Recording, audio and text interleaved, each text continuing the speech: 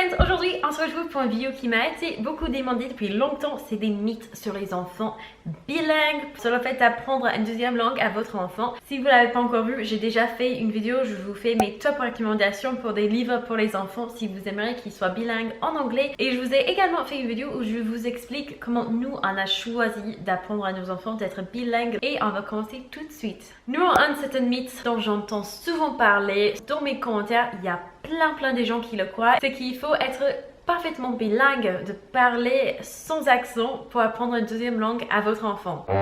Alors c'est faux. Le plus important, c'est que vous parlez couramment et avec confiance. Même si vous faites des fautes, il y a beaucoup de parents qui parlent français, qui ne parlent pas parfaitement français et pourtant leurs enfants deviennent quand même francophones. Le plus important, c'est que l'enfant soit beaucoup exposé à la langue. Aucun enfant peut apprendre une deuxième langue et parler couramment s'ils n'ont pas suffisamment d'exposition à cette langue. C'est impossible. Si vous entendez 1 heure par jour quelqu'un qui vous parle chinois, vous n'allez pas devenir bilingue au bout d'un an. Ça ne marche pas comme ça, il faut être bien exposé. Mais même si vous parlez avec un accent et ensuite votre enfant, il apprend votre accent, c'est quand même mieux pour l'enfant d'avoir appris une deuxième langue, de pouvoir s'exprimer, de pouvoir être compris dans une deuxième langue que de ne pas en parler du tout. Et la vérité, c'est que souvent, s'ils apprennent quand ils sont tout jeunes, tout petits, même s'ils apprennent pas parfaitement, c'est beaucoup plus facile pour eux de corriger quelques erreurs plus tard que de redémarrer à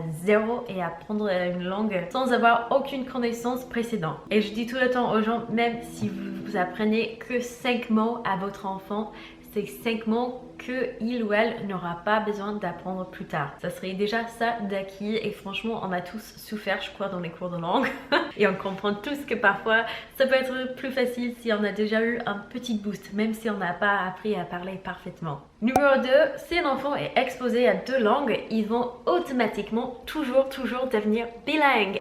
Alors pas du tout, encore c'est un mythe qui n'est pas basé dans la science. Un enfant pour apprendre une deuxième langue, il a besoin que soit ça soit ludique, soit il a besoin que ça soit obligatoire. Ici, il n'apprécie pas d'apprendre le langage, ça ne l'intéresse pas trop, il est embarrassé, il veut pas l'apprendre et il n'en a pas besoin. C'est pas parce que vous lui parlez en anglais qu'il va devenir anglophone. Les enfants, il faut vraiment, surtout quand ils sont jeunes, qu'il y a un de ces 2 facteurs. Numéro 3, les enfants sont des éponges, ils peuvent tout absorber les langues autour de eux. Vous pouvez leur apprendre un maximum de langues pendant qu'ils sont petits et ils auront aucun souci à tout absorber et tout apprendre. Ça c'est faux parce que on dit un moyen, et c'est juste un moyen, que les enfants ont besoin d'être exposés à une langue pendant 30 heures par semaine. Ce qui est assez conséquent. C'est pas parce que votre enfant regarde, je sais pas, Papatrouille en anglais 2 heures par semaine qui va devenir bilingue. Il faut vraiment être exposé de manière signifiante pour prétendre à parler couramment la langue. Par exemple, il y avait un enfant qui était né en Chine, donc tout le monde autour dans la société parlait chinois à cet enfant. Sa nounou était portugaise, elle parlait en portugais avec le bébé parce que les parents voulaient vraiment qu'il y ait un maximum de langues. Le père était français, la mère était danoise. Ensemble, quand les parents se parlaient l'un à l'autre, ils parlaient en anglais. Et cet enfant, vers 3 ans, parlait toujours pas un mot. Et les docteurs ont bien dit, il n'arrive pas à être suffisamment exposé à 1 ou 2 langues pour l'aider vraiment à les développer. Il faut qu'il a vraiment ces heures où il entend le langage régulièrement. S'il entend 5 minutes de danois, 30 minutes de français, 1 heure de chinois, 5 minutes de portugais, etc., il va jamais pouvoir tous les absorber. Et ce n'est pas parce qu'il est moins intelligent que notre enfant. Ça dépend sur l'expert. Il y a certains experts qui disent il faut pas leur apprendre plus que 3 ou 4. Il y a quand même une limite et il faut vraiment, encore je vais vous le répéter jusqu'à ce que vous en avez marre de l'entendre, il faut vraiment que l'enfant soit exposé un maximum à la langue cible.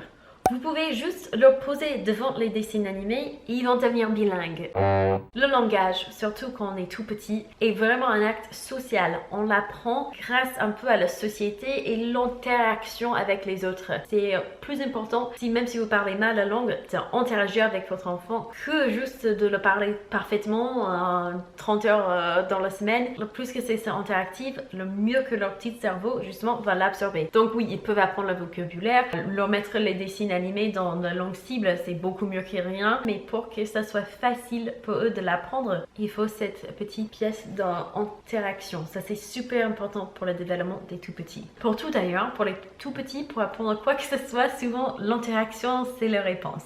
Numéro 5, le fait d'apprendre une deuxième langue peut faire en sorte que l'enfant a des graves problèmes de développement plus tard au niveau de langage. Ça c'est faux. Si l'enfant a des problèmes de développement, il les aurait eu même s'il apprenait qu'une langue. C'est pas parce qu'il apprend une deuxième langue qu'il va avoir des retards de langage. Non, les retards de langage, ça c'est un cas séparé en fait. Chaque enfant, qui soit bilingue ou monolingue, va apprendre à parler à leur propre rythme. Certains enfants vont être plus avancés, certains enfants vont être plus en retard, mais les moyennes pour apprendre une langue, si on compte tous les enfants, c'est pareil que ce soit pour les enfants monolingue ou bilingue. Par exemple, on s'inquiétait un tout petit peu que notre fils de 2 ans parlait pas assez. Il devrait dire environ 50 mots à l'âge de 2 ans. 50 mots bien compréhensibles même si ce sont les mots de bébé, etc.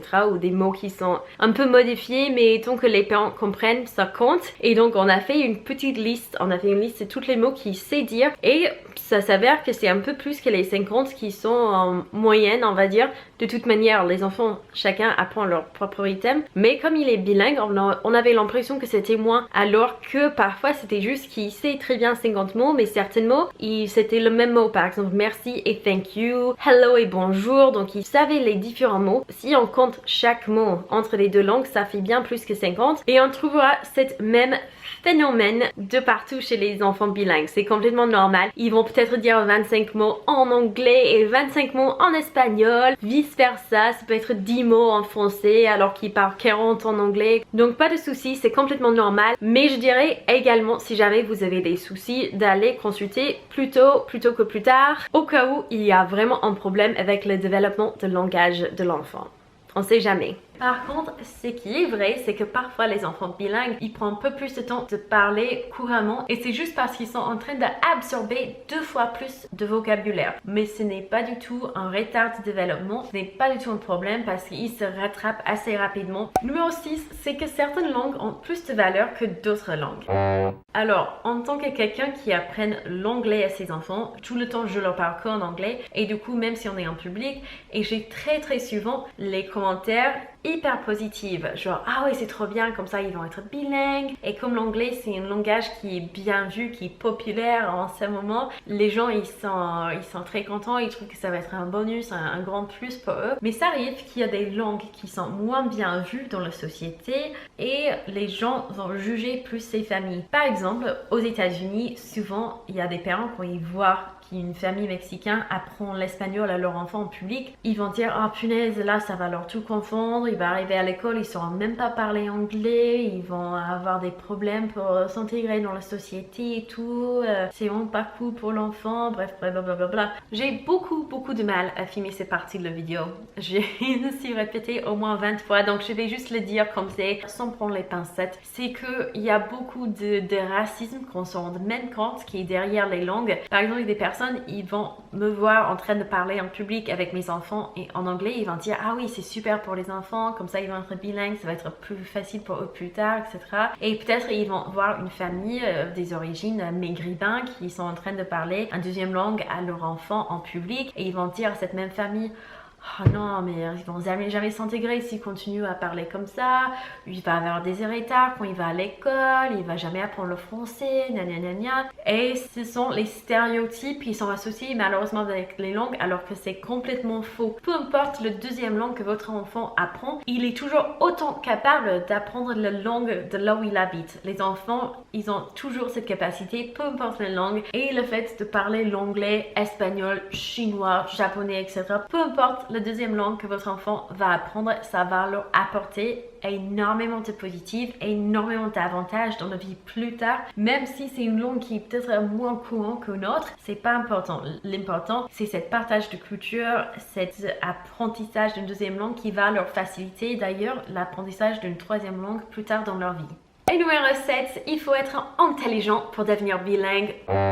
Pas du tout, surtout quand on parle des enfants pendant cet âge doré entre 0 et 5 ans où ils sont vraiment prêts à apprendre une ou deux langues. Là, ce n'est pas du tout nécessaire d'être plus intelligent ou plus développé mentalement que notre enfant. Tous les enfants ont cette capacité. C'est comme apprendre à marcher, ça c'est un instinct, c'est très naturel. Il y a même des enfants qui ont des retards de développement dans d'autres domaines qui arrivent à être bilingues.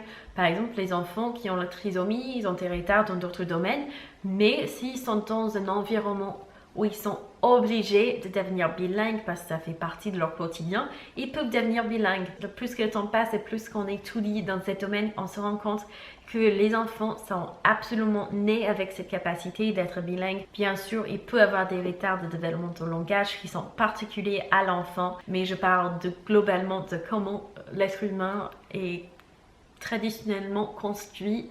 Votre enfant peut devenir bilingue, il est capable, il n'a pas besoin d'être Einstein pour parler de langue, on peut le faire. Par contre, c'est vrai que quand vous êtes adulte, il y a certaines personnes qui ont plus de facilité à apprendre une deuxième langue que d'autres personnes, mais ça s'applique pas aux enfants, ça s'applique pas. Voilà, avec ça je vous fais des très gros bisous et j'ai hâte de vous voir dans une prochaine vidéo et n'oubliez pas de vous abonner à cette chaîne. Ciao!